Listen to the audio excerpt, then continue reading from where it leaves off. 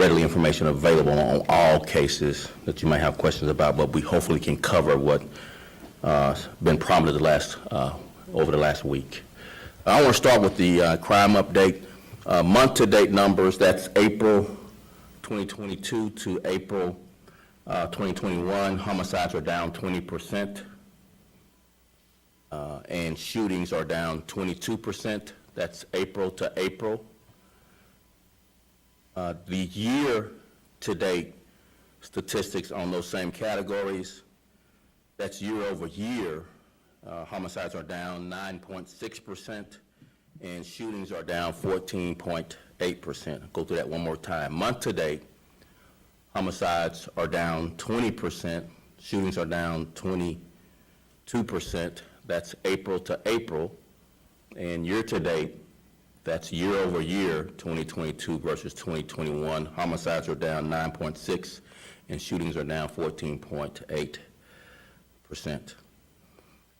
In addition, we paid out our first reward from our homicide and gun trafficking tip line, and we continue to receive numerous tips through the tip line, as well as our homicide clearance rates so far this year are 65.62%, clearing over 100. Actually, 105 homicides have been cleared so far this year, which is on pace to surpass 2021's 19-year highest level of homicides cleared. Carjackings are up 4.7% after being down most of the year. Still, 54% of our homicide offenders are juvenile offenders, teens and preteens, and we've made 426 carjacking-related arrests so far this year. I want to go right to two cases I want to solicit the public's help. The first case is 12-year-old Nazira Moore. That's spelled N-Y-Z-I-E-R-E-Y-A.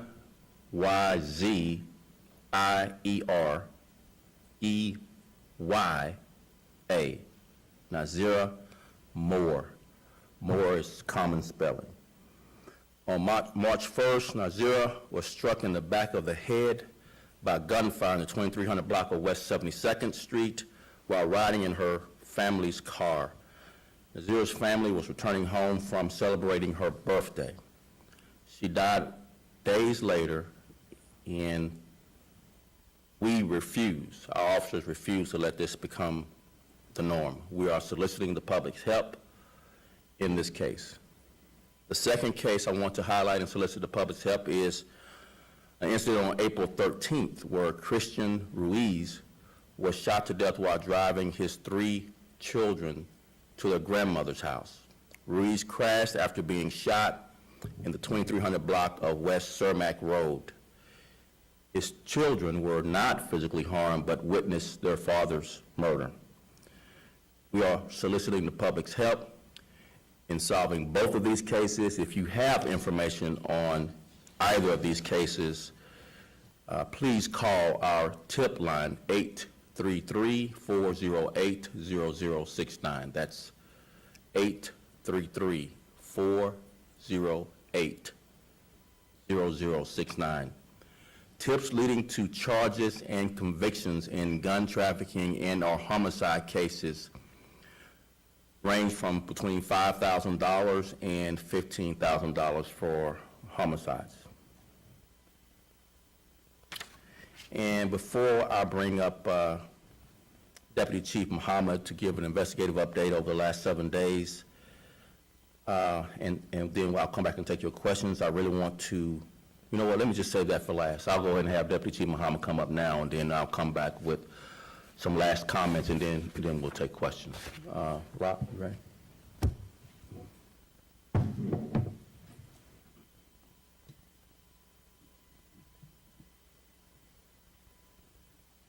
Morning. A couple of cases that detectives are currently working on this week. We have one incident at the Godfrey Hotel that happened a couple of nights ago. Detectives are working with the hotel, working with citizens that were at hotel and with witnesses that were at the hotel as well. We're continuing to receive cooperation from the victim of that incident, and we're definitely asking if someone that was at the hotel, walking by the hotel, has any information to please contact Area 3 Detective Division and give us that information. No tip is too small, and no tip is too large in this incident. But thankfully, the victim in that incident is okay and reunited with his family. So again, we're getting cooperation from that victim. However, we're still continuing to search for video from the area as well as video from the hotel. Two other cases that we're actively working on, which is too soon to really go into, were the two females that were recovered in the water on the 16th of April, early in the morning, around 10 o'clock in the morning for one incident and 11:30 in the morning on the other incident. One victim has been identified by the family. The other victim remains a Jane Doe at this point. So if there's anyone who has information or is missing a relative or has not seen a relative, please contact Area 3 Detective Division for that information. Again, no tip is too small, no tip is too large in this case. And the last is, it's not within the last week, but it's still relevant to information that we're asking the public for, is approximately 2 weeks ago with the triple homicide of the elderly family on 115th and Green. Detectives are working diligently with that. We have a few leads that we're following. However, we can always use more information that's relative to that case. If a neighbor, if someone has information regarding that triple homicide of this elderly family, please contact Area 2 Detective Division with all related information. Thank you. Before I make my final comments, just to follow up, the two bodies, two people found in the water, they don't appear to be related. Number one, I think we've said that before now, but I just want to reiterate, those two don't appear to be related at this point, but we are, again, soliciting the public's help and identified one of the persons found in the water deceased. And the hotel shooting appears at this point to be a targeted, not random, a targeted incident, not random. I'll make some final comments and then we'll take your questions. We had a parent write a letter to the Chicago Police Department highlighting some of the work we do and trying to engage the community to build trust. And the letter, the parent's letter was about her sixth grader, her son, who's at the language academy, the Gaustel Language Academy. And her son participates in the Cops and Kids chess program and has benefited, according to the parent, from being involved. The parent explained how her son has become more confident and outgoing as a result of this mentorship from officers in the program. The parent wrote, and I quote directly, that the Cops and Kids programs have been like a breath of fresh air and that officers do not have to be perfect chess players to make a difference. This parent went on to thank us, the police department and our officers, for investing in her son and reminding them that cops are people just like them. So I'm glad to have shared the impact of our program and her son's experience. This is why we're committed to community policing, community engagement, building trust, and we'll keep investing in our young people and promoting these types of interactions to build strong community relationships. And with that, I'll take questions. Yes, you were first. Can you tell us about this reward? Not doing it, cut you off right now. This is anonymous. This is anonymous. And that's really important to encourage other people to come forward. So the best we can do is highlight people are calling, number one, and a person has received the award, and we're not going any further to make sure no one's concerned about our revealing their anonymity. It's really important. I know you probably built up a lot of follow-up on this, but no, we cannot go any further on this highlighted quote-unquote anonymous tip line. Can you say how many? Numerous. That's a lot. Thank you. Numerous is a lot. And we're not going to go in details. We're going to be very protective of people who risk a lot to give us information to solve homicides. Just think what we're talking about. We're talking about and we all know the retaliatory nature of some of our homicides, as well as some of the incidents we've heard and seen where witnesses are threatened, seriously injured, et cetera, et cetera. So just not going any further on that. We're just going to say numerous and move on. Yes?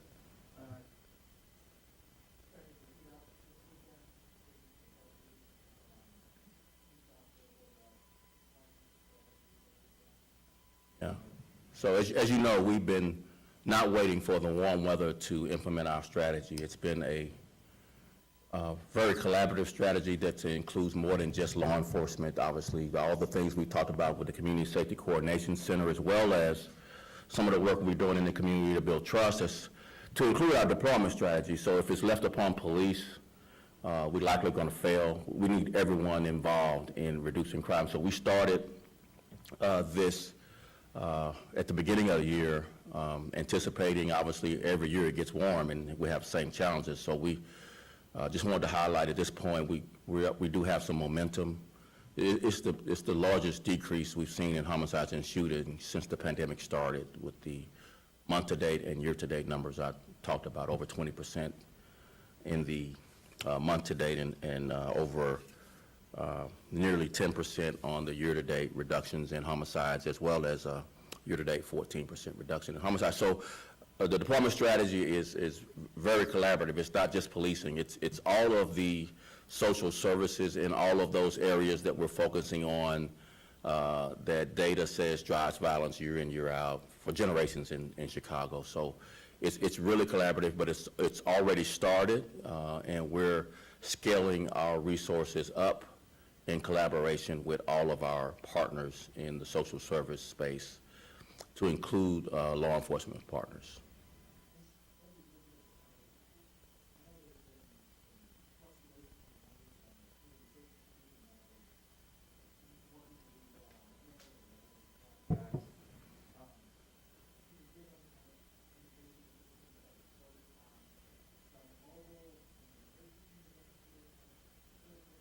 So we're focused on a beat policing, beat integrity model as we come out of the crisis of 2020 and 2021.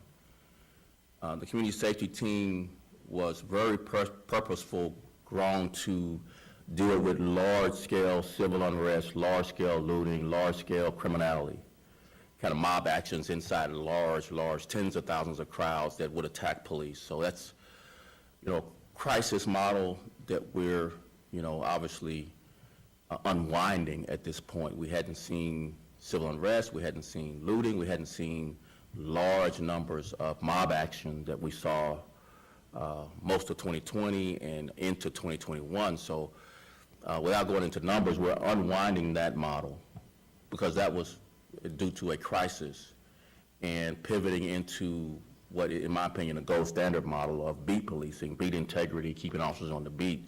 We likely have the largest percentage of officers on beats right now than we ever had, but we need more. So we're asking all of our bureaus that are not in patrol to commit time on the beat, get from behind their desk, get out of their cars and spend time on the beat to include not only the community safety team unwinding into the beats, but TAC teams unwinding into to become beat officers, as well as while keeping a contingent. That's not, we're not undoing or getting rid of TAC or CST, but we're unwinding and prioritizing beat integrity as the model for our go forward. Superintendent, I'd like to ask you about crime on CTA. Last Yeah. month, we you said that CPD would send as many resources to CTA as was necessary Yes. to make Yeah. the system safe. And as we know, a lot of folks just don't feel like it's safe Right. to use CTA these days. So my question is a two-parter. The first one is, can you provide an update on how those efforts are going? And the second one is, can you talk about how the partnership is going with the CTA's unarmed guards? And is that something that helps or hinders the work of CPD as you respond to crime on the system? It helps, but let me start with your first question, kind of what's the update? So we committed, as we said, more resources from CPD to the CTA, significant number.